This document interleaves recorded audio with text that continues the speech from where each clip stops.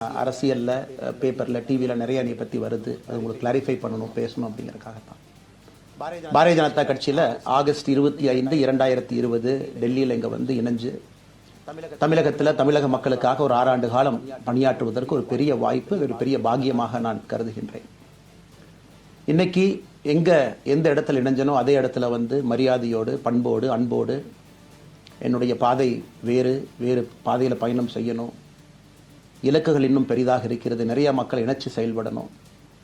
ஒரு புதிய அரசியலை, அடிப்படை கட்டமைப்பை மாற்றக்கூடிய அரசியலை உருவாக்க வேண்டும் என்கின்ற ஒரு எண்ணத்தோடு இன்னைக்கு வந்து ரொம்ப பண்போடு சொல்லிவிட்டு அதே இயக்கத்திலிருந்து வெளியே வருகின்றேன். இது தமிழர் பண்புன்னு கூட வச்சுக்கலாம். வெளியே சென்றாலும் கூட மரியாதையோடு சொல்லிவிட்டு செல்வது நம்முடைய பண்பு என்பதுதான் எனக்கும் இலக்கணமாக இது இருந்திருக்கிறது.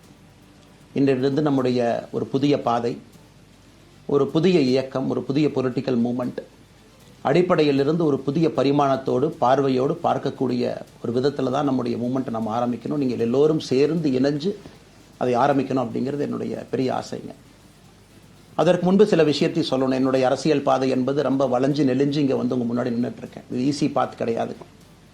ஒரு கிராமத்தில் பிறந்து ஒரு சாதாரண குடும்பத்தில், விவசாய குடும்பத்திலிருந்து வந்து ஒரு காமன் மேன் அரசியலுக்கு வர்றதே நம்ம ஊரில் நம்ம ஒதுங்கிக்குவோம், வரமாட்டோம். பட் அதே போல் என்னுடைய பாதையும் கூட 2009 கேப்டன் விஜயகாந்த் அவர்களுடைய கட்சியில் தேமுதிகவில் ஐஎம் லக்னோவில் படிக்கும் பொழுது ஒரு இன்டர்ன்ஷிப்பாக 3 மாத காலம் ஆரம்பித்து, அதன் பிறகு 10 ஆண்டு காலம் கழித்து பாரதிய ஜனதா கட்சியில் ஆரம்பித்து 6 ஆண்டுகள் பாரதிய ஜனதா கட்சியிலிருந்து இன்னைக்கு தனித்துவமாக நம்முடைய இயக்கத்தை மக்கள் முன்னாடி வைக்கணும், அவங்க முன்னாடி வைக்கிறேன். 25 வயசில் எனக்கு அந்த இன்டர்ன்ஷிப் திரு விஜயகாந்த் அவங்ககிட்ட செய்கிறக்கு ஒரு பெரிய பாக்கியம். அன்னைக்கு அரசியல்னால் என்னன்னே தெரியாமல் ஒரு புதிய அரசியலை தமிழகத்தில் கொண்டு வர முடியுமான்னு யோசித்த தருணம். இன்னைக்கு வயது 42, கிட்டத்தட்ட 17 ஆண்டுகள் போராடிக்கிட்டே இருக்கிறேன். ஒரு புதிய பாதை உருவாக்க முடியுமா, ஒரு பெட்டர் பாலிடிக்ஸ், ஒரு பெட்டர் சொசைட்டி கொண்டு வர முடியுமா. அதே நேரத்தில் நிறைய யூகங்கள், நிறைய பேர் நிறையா சொல்கிறனால இதே டெல்லியில் ஆகஸ்ட் 24, 2020 பிஜேபியில் இணைய வரும்பொழுது சூப்பர் ஸ்டார் ரஜினிகாந்த் அவங்க எனக்கு ஃபோன் பண்ணாங்க. எனக்கும் அவருக்குமான நட்பு கிட்டத்தட்ட நான் பதவியிலிருந்து வந்த பிறகு ஒரு நட்பு. நிறைய அவர்கிட்ட பேசுவேன். அவருடைய அரசியல் பாதை எப்படி இருக்கணும் அப்படின்லாம் பேசியிருக்கேன். அப்போ திரு சூப்பர் ஸ்டார் அவர்கள் இங்கே டெல்லியிலிருந்து திரும்ப வரணும், அவருடைய இயக்கத்தில் இணைய வேண்டும் என்ற வேண்டுகோளை ஆகஸ்ட் 24 ஒரு நாளைக்கு முன்னாடி பிஜேபியில் சேரும்பொழுது வைத்த பொழுது 3 விஷயம்தான் என் கண் முன்னாடி இருந்துச்சுங்க. தமிழ்நாட்டுக்கு எது நல்லது, அது எந்த மாற்று கருத்தும் இல்லை. சூப்பர் ஸ்டார் அரசியலுக்கு வர்றதுதான் தமிழ்நாட்டுக்கு நல்லது. சூப்பர் ஸ்டாருக்கு என்ன நல்லது, அவர் அரசியலுக்கு வராமல் இருக்கிறது தான் அவருக்கு நல்லது. கோவிட் காலகட்டத்தில் அவருக்கு இருக்கக்கூடிய உடல் பிரச்சனைகள், அதையே பார்த்துக்கணும். முதல்ல அவர் ஆரோக்கியமாக சந்தோஷமாக இருக்கணும். அண்ணாமலைக்கு எது நல்லது, பாரதிய ஜனதா கட்சியில் இணைகின்றேன் என்கின்ற வாக்குறுதியை திரு சந்தோஷ் ஐயா கிட்ட கொடுத்தேன், ஒரு ப்ராமிஸ் கொடுத்தேன். அதை பிரேக் பண்ணக்கூடாது அப்படிங்கிறதுல நான் தெளிவாக இருந்தேன். ஸோ 3 கான்ஃப்ளிக்ட் இங்கே இருக்கும் பொழுது, ஸோ ஒரு நாள் இந்த கட்சியில் இணைவதற்கு முன்பாகவே முழு கான்ஃப்ளிக்ட்டு. அன்றைக்கே ரஜினிகாந்த் ஐயா பேசி அந்த ஃபோன் காலுக்கு முதல் முறையாக மறுத்து, ஐயா மன்னிச்சுக்கங்க, என்னால் வர முடியாது என்று சொல்லி பாரதிய ஜனதா கட்சியில் அடுத்த நாள் இணைத்துக் கொண்டேன். அதன் பிறகு சூப்பர் ஸ்டார் அவங்களை பார்த்து மன்னிப்பு கேட்டேன். அவரும் பெருந்தன்மையாக அவருடைய அரசியல் பாதையை அவரும் பெருந்தன்மையாக அடுத்து தீர்மானித்தார். எதுக்கு இதை நான் சொல்கிறேன் அப்படின்னாங்க, சில யூகங்களுக்கெல்லாம் என்று முற்றுப்புள்ளியை வைக்க வேண்டும் என்பதற்காக மட்டும்தான் இதை நான் சொல்கிறேங்க, வேறு எந்த காரணமும் கிடையாது. இன்றைக்கும் சூப்பர் ஸ்டார் அவர்கள் மீது பெரும் மதிப்பு மரியாதையும் வைத்திருக்கக்கூடிய மனிதன் நான். அதே நேரத்தில் பாரதிய ஜனதா கட்சியை பொறுத்தவரை இந்த 6 ஆண்டு காலத்தில் எப்பொழுதும் ஒரு விஷயத்தை விட்டு கொடுத்தது கிடையாது. தமிழ்நாட்டினுடைய அடையாளத்தை விட்டு கொடுத்தது கிடையாது, மண்ணை விட்டு கொடுத்தது கிடையாது, கலாச்சார பாரம்பரியத்தை விட்டு கொடுத்தது கிடையாது, நம்முடைய நீரை விட்டு கொடுத்தது கிடையாது. நிறைய பேர் எங்கிட்ட கேட்பாங்க, குறிப்பாக இந்த பகுதி இந்தியாவில் வரும்பொழுது, அண்ணாமலை நீங்கள் தமிழனா இந்தியனா அப்படின்னு கேட்பாங்க.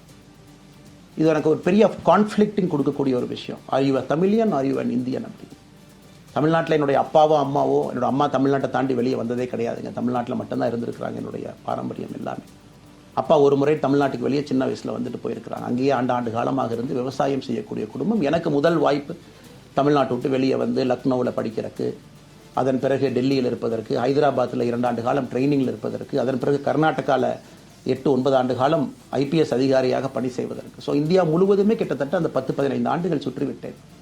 அதனால் நான் எப்போதுமே சொல்வேன், நான் ஒரு பெருமை மிகுந்த இந்தியன், ஒரு பாரம்பரிய தமிழன் என்கின்ற அடையாளத்தோடு எல்லாத்துக்கிட்டையுமே சொல்லுவேன். அது இந்த கான்ஃப்ளிக்ட் சில பேருக்கு ஒரு எட்டர்னல் கான்ஃப்ளிக்ட் ஆச்சு. இன்னைக்கு தமிழ்நாட்டினுடைய அரசியலும் கூட ஒரு பெருமை மிகுந்த தமிழனாக இருக்கணும் அப்படின்னா நான் ஒரு இந்தியன் என்று சொல்ல வேண்டிய அவசியம் இல்லை அப்படின்னு நிறைய கட்சிகள் அங்கே இருக்கிறாங்க. நான் எப்பொழுதுமே தொடர்ந்து சொல்லிக் கொண்டிருப்பது, இந்தியன் என்கின்ற அடையாளத்தோடு ஒரு பெருமை மிகுந்த தமிழனாகத்தான் எல்லா இடத்துலையும் இருக்கிறேன். அப்படித்தான் இந்த இயக்கத்திலும் இருக்கணும். நாம் ஆரம்பிக்கக்கூடிய இந்த இயக்கத்தில் உங்களோடு பயணம் செய்யணும். தமிழ்நாட்டினுடைய எந்த பிரச்சனையும் கூட முன்னிறுத்தி சமரசம் இல்லாத நம்முடைய தமிழ்நாட்டினுடைய வளர்ச்சியை நாம் எல்லோரும் கொண்டு போகணும். எத்தனையோ பிரச்சனைகள். நான் பாரதிய ஜனதா கட்சியில் இணைந்த பிறகு எல்லா தலைவர்களும் பெரும் ஒத்துழைப்பு தான். இருந்தும் தனியாக போகணும், உள்ளாட்சி தேர்தலில் தனியாக போகணும், தமிழ்நாட்டினுடைய அடையாளத்தோடு பாரதிய ஜனதா கட்சி இருக்கணும். தமிழ்நாட்டினுடைய அடையாளம் மிக முக்கியம் என்பதற்காகத்தான் அன்னைக்கு தலைவர் திரு ஜே பி நட்டா அவர்கள் நிறைய பேர்த்துக்கிட்ட பேசி நாம உள்ளாட்சி தேர்தல் தனியாக போகணும், அதே போல தான் லோக்சபா தனியாக போகணும். ஏதோ தனிப்பட்ட முறையில் எனக்கும் இன்னொரு கட்சிக்கும் பிரச்சனை இல்லைங்க.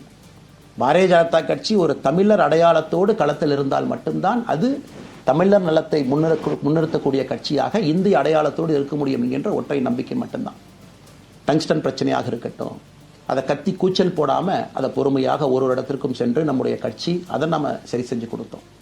மீத்தேன் ஹைட்ரோ கார்பன் திட்டமாக இருக்கட்டும், நிலக்கரி சுரங்கம் திட்டமாக இருக்கட்டும், எதாக இருந்தாலும் கூட, ஏன் மேகதாத்து அணையில் இன்னைக்கு கர்நாடகாவில் எப்படி டி.கே. சிவகுமார் அவர்கள் சொல்கிறார்களோ அன்னைக்கு நாங்கள் அணை கட்டியே தீர்வோம் என்று சொன்ன பொழுது தமிழ்நாட்டினுடைய பாரதிய ஜனதா கட்சி கர்நாடகாவில் ஆட்சியில் இருந்த நம்முடைய பாரதிய ஜனதா கட்சியை அன்னைக்கு எதிர்த்து நாம உண்ணாவிரதம் தஞ்சாவூரில் இருந்தோம். எப்பொழுதும் எந்த உரிமையும் விட்டு கொடுக்கல. அதே நேரத்தில் அந்த கான்ஃப்ளிக்டை பொறுத்த வரைக்கும் கத்தி கூச்சல் போட வேண்டும் என்கின்ற அவசியம் இல்லை. பொறுமையாக பாந்தவியமாக பேசி நம்ம உரிமையை விட்டு கொடுக்காம செயலாற்ற முடியும் என்பதை ஒரு நாளும் கூட எனக்கு கிடைத்த பொறுப்புகளில் உங்களுக்கு நான் அதை காட்டிக்கிட்டே தான் வந்திருக்கேன். அதனால் இன்னைக்கு திரு மோடி ஐயா அவர்கள் மீது மிகப்பெரிய ஒரு மரியாதை வைத்திருக்கக்கூடிய மனிதன், நாட்டினுடைய பிரதமர், இந்த நாட்டை பாதுகாத்து கொண்டிருக்கக்கூடிய மனிதர். ஆனால் ஒரு லெவல் வரும் பொழுதுங்க, இந்த சின்ன சின்ன பிரச்சனைகள் அப்படியே சேர்ந்து வரும் பொழுது தொடர்ந்து நாமும் அவர்களுக்கு பிரச்சனையாக இருக்கக்கூடாது. ஒரு பிரச்சனையை எடுத்துகிட்டு போய் இங்கே பாருங்கள் இந்த பிரச்சனை, இந்த பாருங்கள் இந்த பிரச்சனை, இந்த பாருங்கள் அந்த பிரச்சனை, ஒரு அளவுக்கு தாங்க நம்ம சொல்ல முடியும். அதனால தான் பொறுமையாக பாரதிய ஜனதா கட்சியினுடைய முக்கிய தலைவர்களை பார்த்து மிக பொறுமையாக, இது இன்னைக்கு கான்வர்சேஷன் 3 நாளாக நடக்கலைங்க. இதை கிட்டத்தட்ட நான் 1 ஆண்டு காலமாக பாரதிய ஜனதா கட்சியினுடைய தலைவர்கள்ட்ட சொல்கிறேன். 18 மாதங்களாக எனக்கு இருக்கக்கூடிய கருத்து வேறுபாடுகளை மிக பொறுமையாக, வெளியில் கத்தி கூச்சல் போடாமல் மிக பொறுமையாக 18 மாதங்களாக எல்லா இடத்துலையும் சொல்லிக்கிட்டே வர்றேன். டிசம்பர் 4ஆம் தேதி பாரதிய ஜனதா கட்சிக்கு சொன்னேன், நான் கட்சியிலிருந்து வெளியே செல்ல இருக்கின்றேன், இன்றைக்கே உங்களை நான் தயார்படுத்த விரும்புகிறேன். அதனால் நீங்கள் நாளைக்கு நான் எடுத்தோம் கவுத்தன் ஒரு முடிவெடுப்பதாக நீங்கள் நினைக்கக்கூடாது. டிசம்பர் 4, 2024 25 பாரதிய ஜனதா கட்சிக்கு சொல்லியிருந்தேன். தேர்தல் பணியை முடித்துவிட்டு செல்ல வேண்டும் என்று சொல்லியிருந்தார்கள். அதுவும் இந்த கட்சியினுடைய ஒரு உண்மை தொண்டனாக கட்சி சொல்லியிருக்கிறாங்க, தேர்தல் பணியை முடித்துவிட்டு மே கடைசி வரை நம்முடைய பணியை செய்துவிட்டு தான் வெளியே வரணும் அப்படின்னு. அடுத்து நாம் என்ன செய்ய போகிறோங்க? அடுத்து நாம் இதெல்லாம் பேசிட்டோம், பழசை பேசிட்டோங்க, இருந்ததை பேசிட்டோம். அடுத்து ஆனந்தமாக அன்போடு தமிழ்நாட்டில் ஒரு அரசியல் இயக்கத்தை நாம் துவங்க இருக்கின்றோம். இது அரசியல் இயக்கமாக கட்சி இல்லையா அப்படின்னு நீங்கள் யாரும் கேட்கவே வேண்டாம். கண்டிப்பாக தமிழகத்தில் அடுத்து நடக்கக்கூடிய தமிழகத்தினுடைய பொது தேர்தலில் நம்முடைய கட்சி போட்டியிடும், அதில் எந்த மாற்று கருத்தும் இல்லை. அதற்கு நம்ம தயார் பண்ணணும், நிறைய லீடர்ஸை தயார் பண்ணணும், நிறைய கேடர்ஸை வாலண்டியர்ஸை தயார் பண்ணணும், உத்வேகத்தோடு தயார் பண்ணணும், அவங்களுக்கு அந்த ஸ்கில் செட்டை நம்ம உருவாக்கி கொடுக்கணும். அதற்கு கொஞ்சம் நேரமாகும். நாம் இது ஒரு இயக்கமாக ஆரம்பித்து நிறைய மனிதர்களை உள்ளே கொண்டு வந்து அவர்களுக்கு சில இடத்துல அரசியலை சொல்லிக் கொடுத்து எல்லா தரப்பட்ட மனிதர்களையும் உள்ளே கொண்டு வந்து, ஏன்னா பாரதிய ஜனதா கட்சியினுடைய தலைவராக பொறுப்பேற்ற பிறகு நான் முதல்ல போய் ஆசீர்வாதம் யார்கிட்ட வாங்கினாங்க, சமீபத்தில் மறைந்த நல்ல கண்ணையாகிட்ட தான். இன்றைக்கி மண் சார்ந்த அரசியலை முன்னெடுக்கணும், நல்ல மனிதர்களுடைய கொள்கைகள் உள்ளே கொண்டு வரணும், எல்லா மனிதர்களையும் உள்ளடக்கிய அரசியலை நாம் முன்னிறுத்தணும். டெக்னோக்ராட்ஸ் பெருமளவில் நமக்குள்ளே வரும், பெருமளவில் நமக்குள்ளே டெக்னோக்ராட்ஸ் வரும். இன்றைக்கி அமெரிக்கா போகிறோம், யூரோப் போகிறோம், அங்கே போய் நமக்கே எவ்வளோ பெருமையாக இருக்குது. ஒரு மிகப்பெரிய நிறுவனம் நிவிடியா எடுத்துக்கங்க, மைக்ரான் எடுத்துக்கங்க, சாம்சங் எடுத்துக்கங்க, இன்டெல் எடுத்துக்கங்க, அங்கே இருக்கக்கூடிய இன்ஸ்டாகிராம், ஃபேஸ்புக், கூகுள், ஆல்ஃபபெட் பார்க்கும் பொழுது வைஸ் பிரசிடென்ட்னு பார்த்தீங்கன்னா ஒரு தமிழன் அங்கே உட்கார்ந்துருக்கிறான். இந்தியன் என்கின்ற அடையாளத்தோடு அங்கே ஒரு தமிழன் அமர்ந்திருக்கின்றார். என்னுடைய கனவு உங்கள் பல பேர்த்த போல அவர்களெல்லாம் திரும்ப இங்கே வந்து அரசியலில் ஏதோ ஒரு விதத்தில் கான்ட்ரிபியூட் பண்ணுறதுக்கு நம்முடைய அத்தனை டேலண்ட்டை ரிஃபைன் பண்ணி நம்ம கொண்டு வரோம். தமிழ்நாட்டினுடைய வளர்ச்சிக்கு எல்லோரையும் நம்ம பயன்படுத்தணும். இதில் எங்கேயுமே கூட நான் பெரிது நீ பெரிது என்று இருப்பதை விட ஒரு வளர்ந்த பாரதம், இந்தியா உலகத்தில் மிக தமிழகத்தை கொண்டு வந்து நிறுத்த வேண்டிய பொறுப்பு நமக்கு. நம்ம பேசக்கூடிய விஷயம் அடுத்து இன்னொன்று கேட்குறாங்க, 10 கடை ஏறி இறங்கி எங்கள் அம்மா அதெல்லாம் பார்த்து விலையை பார்த்து தரத்தை பார்த்து பொருளை பார்த்து அத்தனை முறை வாங்கித்தான் பார்ப்பேன். ஏன்னா அது நம்ம உடம்புக்குள்ளே போகிற விஷயம். ஆனால் அரசியல் கட்சி இன்னைக்கு எத்தனையோ கட்சிகள் இருந்தாலும் கூட என்னுடைய நம்பிக்கை, நம்முடைய நம்பிக்கை, வருகின்ற காலத்தில் நம்முடைய அரசியல் இயக்கம் கட்சியாக மாறும் பொழுது மக்கள் அந்த தரத்தை பிரித்து பார்ப்பார்கள். தலைவர்கள் எப்படிப்பட்டவர்கள், நாம எல்லாம், என்னுடைய நம்பிக்கை, நம்முடைய நம்பிக்கை, வருகின்ற காலத்தில் நம்முடைய அரசியல் இயக்கம் கட்சியாக மாறும் பொழுது மக்கள் அந்த தரத்தை பிரித்து பார்ப்பார்கள். தலைவர்கள் எப்படிப்பட்டவர்கள், நாம எல்லோருமே காமன் மேன் பொலிட்டீஷியன்ஸ், பக்கத்து வீட்டுக்காரங்க மாதிரி தான் மக்கள் நம்மளை பார்க்க போறாங்க. தூரத்திலிருந்து நாம் கை காட்ட போவது கிடையாது. ஏன்னா நாம் யாரும் அப்படிப்பட்ட குடும்பத்திலிருந்து வரவில்லை, அப்படிப்பட்ட வளர்ப்பு நமக்கு இல்லை, நாம் யாரும் அப்படி இல்லை, தமிழனுடைய கலாச்சாரமும் பண்பாடும் இல்லை. அதெல்லாம் கூட நம்முடைய அரசியல்ல முதல் நாள்ல இருந்து கல்ட் பாலிடிக்ஸ்ல இருந்து நம்ம வெளியே வரணும். அரசியல் மாற்றம்னு சொல்றாங்க, ஆனா அதே கல்ட் பாலிடிக்ஸ். நாம அதில் இருக்க போறது இல்லை. கல்ட் பாலிடிக்ஸ்ல இருந்து வெளியே. அண்ணாமலை என்ன பிறந்த நாளா 10 பேர் கொண்டாடணுமா? அதனாலதான் நம்ம பிறந்த நாள் அன்னைக்கு எதுவுமே நம்ம செய்யல. என்னுடைய பிறந்தநாள் என்பது உங்கள் பிறந்தநாளை போல ஒரு நாள். நான் அரசியல் வருவதை என் பிறந்தநாளை எப்பவுமே கொண்டாடினது கிடையாது. அரசியல் வந்ததுக்காக சில பேர் போஸ்ட் அடிச்சு ஒட்டுறா. அந்த கலாச்சாரத்தையும் உடைக்க வேண்டும் என்பதற்காகத்தான் நேற்று நாம் எதுவுமே பேசலைங்க, இன்னைக்கு நம்ம பேசுறோம். இந்த கல்ட் பாலிடிக்ஸ்ல இருந்து வெளியே வரணும். ஒரு காமன் மேன் பாலிடிக்ஸை முன்னிறுத்தணும். சமரசம் இல்லாத கொள்கை இருக்கக்கூடிய இயக்கமாக அது கட்சியாக முன்னாடி வரணும். அவ்வளவு குவாலிட்டியான லீடர்ஸை நம்ம பில்ட் பண்ணணும். ஒரு முதலமைச்சர் தமிழகத்தை மாற்ற முடியுமான்னு கேட்டீங்கன்னா கண்டிப்பா முடியாது. முதலமைச்சர் இருக்கக்கூடிய 35 கேபினெட் அமைச்சர்கள் மாற்ற முடியுமான்னு கேட்டா கண்டிப்பா முடியாது. 234 சட்டமன்ற உறுப்பினர்கள் மாற்ற முடியுமான்னு கேட்டா முடியாது. 39 பாராளுமன்ற உறுப்பினர்கள் மாற்ற முடியுமான்னு கேட்டீங்கன்னா முடியாதுங்க. அவர்களோடு உள்ளாட்சி பிரதிநிதிகளாக இருக்கக்கூடிய கிட்டத்தட்ட 30,000க்கும் மேற்பட்ட பிரதிநிதிகள், பஞ்சாயத்து தலைவரிலிருந்து ஆரம்பித்து கவுன்சிலரிலிருந்து, ஒரு கார்பரேஷன் கவுன்சிலரிலிருந்து, மேயரிலிருந்து, நம்முடைய நோக்கம் எல்லா இடத்துலையும் கிளீன் பாலிடிக்ஸ் கொண்டு வரும், எல்லா இடத்துலையும் கிளீன் கவர்னன்ஸ் கொண்டு வரும், எல்லா இடத்துலையும் ஹானஸ்ட், எஃபிஷியன்ட், கேபபிள், வேலையை செய்து முடிக்கக்கூடிய திறன் படைத்த தலைவர்கள் அங்கே கொண்டு வந்து வைக்கணும். அதே நேரத்தில் பாலிடிக்ஸ் என்பது ஒரு ஃபேமிலிக்கு மட்டுமல்ல, தொடர்ந்து நாம மட்டும் இருப்போம் அப்படி இல்லையே. நம்ம இயக்கம் கட்சியாக மாறும் பொழுது உங்கள்கிட்டலாம் பேசி நம்ம டேர்ம் லிமிட் கொண்டு வரோம். நாம் ஒரு வித்தியாசமான கட்சினா எல்லோருக்கும் வாய்ப்பு கொடுக்கணும். 140 கோடி மக்கள் வசிக்கக்கூடிய அந்த நாட்டில், தமிழகத்தில் கிட்டத்தட்ட 8 கோடி பேருக்கு நாம் இருக்கோம். 5.5 கோடிக்கு மேற்பட்ட வாக்காளர்கள் இருக்கும் பொழுது எல்லோரையும் அரசியலுக்கு வாய்ப்பு கொடுக்கணும். டேர்ம் லிமிட் கொண்டு வரணும். எத்தனை முறை எம்எல்ஏவாக இருக்கணும், எத்தனை முறை எம்பியா இருக்கணும், எல்லோருக்கும் அது பொருந்தும், எனக்கும் அது உட்பட. The permanent leaders, permanent MLAs, permanent ministers, permanent MPs, அதை நம்ம அதில் எந்த மாற்று கருத்தும் இல்லை. அது என்னை ஆரம்பித்து முதல் மனிதனாக இந்த இயக்கத்தில் இணைத்துக் கொண்டிருக்கக்கூடிய என்னை, ஒரு சாதாரண ஒரு மனிதராக இணைத்துக் கொண்டிருக்கக்கூடிய என்னை, ஒரு சாதாரண ஒரு மனிதராக என்னை ஏற்றுக் கொண்டிருக்கக்கூடிய ஒரு காமன் மேன் என்னை எல்லோருக்கும் இது பொருந்தும். இதை நாம இந்த இயக்கம் கட்சியாக மாறுகின்ற முதல் நாள்ல நம்ம சொல்ல போறோம். No chair is permanent for anybody. அதில் நம்ம ரொம்ப தெளிவாக இருக்கின்றோம். புதியவர்கள் வரணும், வந்துகிட்டே இருக்கணும். It should flow like a water. New ideas வரணும், அந்த ஸ்ட்ரீம் போய்கிட்டே இருக்கணும். நம்மை தாண்டி இந்த இயக்கம் நிற்கணும். This movement should stand beyond us, not in name but in purpose and pursuit of excellence. இதெல்லாம் ஏதோ அண்ணாமலை அப்படிங்கிற பேர் கிடையாதுங்க. அதனால தான் ரொம்ப யோசிச்சு நாம கொண்டு வந்திருக்கோம். www.vetheleader.org அப்படிங்கிற அமைப்பு ஏற்கனவே 2020 நாங்கள் எல்லாம் சேர்ந்து ஆரம்பித்த அமைப்பு. நான் பேசி முடிச்சோன்னா அந்த லிங்க் உங்களுக்கு லைவா வந்துடும். vetheleader.org நீங்க உங்களை வாலண்டியரா இன்னைக்கு பொலிட்டிக்கல் ஒரு மூவ்மெண்ட்ல உங்களை நீங்க நினைச்சுக்கணும். நாம எல்லோரும் ஒன்று சேர்ந்து பேசுவோம். அதனாலதான் இன்னைக்கு கோயம்புத்தூர்ல இன்னொரு வர போறோம். APJ Abdul Kalam centre for ethics and politics. APJ Abdul Kalam ஐயாவுடைய பேரில் கோயம்புத்தூர்ல வீத லீடர்ஸ்க்கு கீழே நாம பாலிடிக்ஸ்ல எத்திக்ஸ்க்காக ஒரு சென்டர் ஆரம்பித்து வருகின்றவங்க எல்லாமே இதுக்குள்ள ட்ரெயின் ஆகி தான் வெளியே வருவாங்க. உள்ளாட்சி தேர்தலில் நிற்கிறாங்க, they will get trained, come and stand in local body election. MLA election நிற்கிறாங்க, they will get trained, they will come and stand in election. அவங்க எங்க நின்னாலும் கூட ஒரு ப்ராசஸ்ல நாம் அவங்கள ட்ரெயின் பண்ணி, அவங்கள ஷேப் பண்ணி, ஒரு கம்யூனிட்டியினுடைய நீட்ஸ் அண்டர்ஸ்டாண்ட் பண்ணி அரசியல் செய்யக்கூடிய மனிதர்களாக நாம் அவங்கள கொண்டு வர போறோம். நாம் யாருக்கும் போட்டி கிடையாது. ஆளுங்கட்சி இருக்கு, நிறைய எதிர்கட்சி இருக்கு, எல்லோரும் இருக்கட்டும், சந்தோஷமா இருக்கட்டும், அவங்கவுங்க கொள்கையை சொல்லட்டும். நம்முடைய கொள்கையும் வருகின்ற காலத்துல நம்ம எல்லோரும் இணைஞ்சு நம்ம கொள்கையை சொல்ல போறோம். இன்னைக்கு நான் ஏபிஜே அப்துல் கலாம் ஐயா அப்படிங்கிற பேரை உங்க முன்னாடி சொன்னதுக்கான காரணம் என்னன்னா, அவரை நான் மாணவனா பார்த்திருக்கிறேங்க, ஐபிஎஸ் அதிகாரியா பார்த்திருக்கிறேன், கேள்விகள் கேட்டிருக்கேன், லைவா அவர் பேசினதை கேட்டிருக்கேன். அவர் சொன்ன அத்தனை கான்செப்ட் இன்னைக்கு நமக்கு எப்ப பொருந்தோம், இன்னைக்கு பொருந்தும். எப்பவோ சொன்னார் விஷன் 2020, எப்ப சொன்னாருங்க? 2020. நம்ம 2020 2000 சொன்னார். நாம அந்த கோல் போஸ்ட் அப்படியே மாத்திட்டோம். அது மட்டும் இல்லை, அன்னைக்கு சொன்னாரு கிராமப்புறத்திலிருந்து நகரத்துக்கு யாரும் போகக்கூடாதுன்னா புறா providing urban amenities and rural areas, கிராமப்புறத்தில் அவ்வளவு ஃபெசிலிட்டியை கொண்டு வரணும். அது எல்லாம் கூட இன்னைக்கு யாருக்கு பொருந்ததோ இல்லையோ நம்முடைய சமுதாயத்துக்கு பொருந்தும். அவ்வளவு விஷயங்கள் சொல்லியிருக்கக்கூடிய ஏபிஜே அப்துல் கலாம் ஐயா நமக்கு மிக முக்கியமானவர். அவருடைய கருத்தியல் நமக்கு மிக மிக முக்கியமானது. ஒரு தேசிய மனிதராக, பெருமை மிகுந்த தமிழனாக வாழ்ந்து மறைந்திருக்கக்கூடிய ஒரு அற்புதமான மனிதர். நிறைய நம்முடைய தலைவர்கள் இருக்காங்க. அத்தனை கொள்கைகளும் வேண்டும். ஒரு ஐடியாலஜி பார்த்தீங்கன்னா ரைசஸ் அண்ட் ஃபால்ஸ். எந்த ஐடியாலஜியும் பெர்மனன்ட் நான் பிடிச்சிருப்பேன். கம்யூனிசம் 100 ஆண்டுகளுக்கு முன்பு எப்படி இருந்த ideology, for right movements, for left movement, centrist movement, liberal movement, ஒரு அரசியல் சரித்திரத்தை பார்க்கும் பொழுது அந்த ஐடியாலஜி தன்னைத்தானே மாற்றிக்கொள்ளவில்லை என்றால், அடுத்த தலைமுறைக்கு தேவையான வசதியை செய்து கொடுக்கவில்லை என்றால், அது எந்த ஐடியாலஜியாக இருந்தாலும் அது அழியும் என்பதுதான் காலத்தினுடைய கட்டாயம். நம்ம பார்த்துக்கிட்டு இருக்கோம். நாம் அதை தாண்டி நிற்கணும். நம்ம மூமெண்ட் அதையெல்லாம் தாண்டி மக்கள்கிட்ட நிற்கணும். இத்தனை பேர்த்து நம்ம எடுத்துட்டு போகணும். பெரிய ரிஸ்க் தாங்க, இது சாதாரண வேலை இல்லை.